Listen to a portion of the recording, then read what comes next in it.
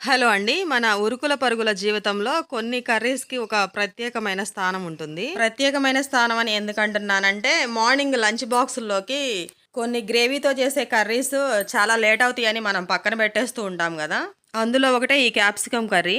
ఎక్కువ టైం పడుతుంది. మరి ఖాళీ ఉన్నప్పుడు చూద్దాంలే అనుకుంటాం గదా! మరి అలా కాకుండా ఇలా సింపుల్‌గా చేసిన దానికి మించిన టేస్ట్‌లో అయితే మనం క్యాప్సికమ్ కర్రీ ప్రిపేర్ చేసుకోవచ్చు. వర్కింగ్ ఉమెన్స్ కూడా ఈజీగా ఈ కర్రీ ప్రిపేర్ చేసుకొని బాక్స్‌లో పెట్టేసుకోవచ్చు.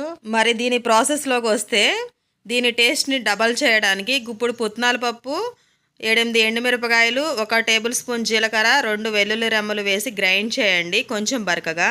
మరి ఆయిల్‌లో పోపు వేసి ఫ్రై చేశాక, ఆనియన్, కరివేపాకు కూడా వేసి ఫ్రై చేశాక, క్యాప్సికమ్ వేసి మగ్గాక ఈ పొడి వేసేయండి. యమ్మీగా క్యాప్సికమ్ కర్రీ గుమగుమలాడుతూ రెడీ అయిపోతుంది. ఉప్పు, పసుపు గూడా వేశానండోయ్! Please subscribe.